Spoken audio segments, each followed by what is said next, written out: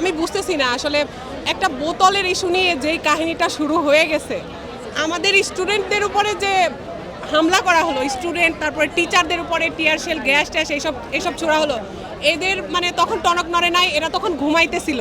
আর এখন একটা সামান্য একটা বোতলের ইস্যু, আমার কাছে মনে হয় যে ওর পায়ের কাছে বোতলটা পড়েছিল, ও মানে সাডেনলি বোতলটা মনে হয় উপরে ছুঁড়ে দিছে, মানে ওনার মাথায় লেগে গেছে। দেখেন ওইখানে কিন্তু আমাদের ভিসি স্যার ছিল, আরও অন্যান্য শিক্ষক মণ্ডলীরা ছিল, ওনাদের উপরেও তো পড়তে পারতো, তাই না? মানে কেউ আপনি চিন্তা করে দেখেন, একটা বোতল কি মানে কেউ ছুঁড়ে দিলেই উনার মাথায় পড়বে, এটা কি আপনি 100% শিওর হয়ে বলতে পারবেন? আমার মনে হয় না বোতলটা ও ইচ্ছাকৃতভাবে ছুঁড়ে মারছে। আমার মনে হয় ও সাডেনলি বোতলটা পায়ের কাছে ছিল, ছুঁড়ে দিছে, ও মাথায় পড়ে গেছে। আমার একটা প্রশ্ন হচ্ছে, ওই বোতলটা কি লোহা দিয়ে বানানো ছিল নাকি মানে কাঁচ দিয়ে?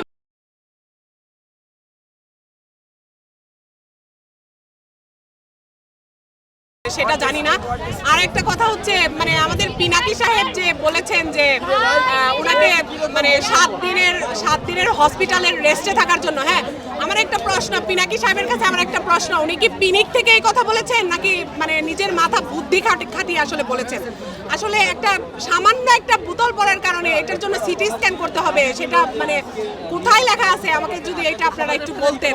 আরেকটা বিষয় হচ্ছে, ওনার মাথায় একটা বোতল পড়ার কারণে ওনার এত সমস্যা হয়ে গেছে যে উনি ওইখানে বক্তব্য দিতে পারে না, উনি চলে গেছে। হ্যাঁ, সারাদিন ধরে আমাদের স্টুডেন্টরা, আমার ভাইয়েরা, আমার ছোট ভাইয়েরা, আমার বড় ভাইয়েরা, তারপরে আমার টিচাররা যে মার খেলো, তারপরে মানে একা পেয়ে স্টুডেন্টগুলোকে কিভাবে লাঠিচার্জ করা হয়েছে ভাইয়া, আপনারা সবাই দেখেছেন। হ্যাঁ, এটা নিয়ে আর কিছু বলতে চাই না, কিন্তু এই যে নিরস্ত্র স্টুডেন্টগুলোর উপরে কিভাবে লাঠিচার্জ করা হলো, তাহলে ওদেরও তো কথা আছে, তাই না? ওদের প্রশ্ন আছে যে আমাদের কেন মারা হলো, আমাদের হাতে তো অস্ত্র ছিল না, তাই না?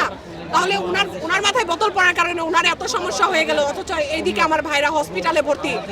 আপনারাই বলেন। আমি চাই যে আমাদের দাবির মধ্যে এইটাও আমাদের দাবি যে পুলিশ বাহিনী এরা অবাধে আমাদের স্টুডেন্টদের কাছে, আমাদের টিচারদের কাছে ক্ষমা চাইবে। ইতিমধ্যে বোতলের জন্য আমাদের টিচাররা দুঃখ প্রকাশ করেছে, আপনারা দেখেছেন সেটা, এবং এটা আমরা আমাদের ক্যাম্পাস থেকে যথাযথ এটার ব্যবস্থা নেওয়া হবে।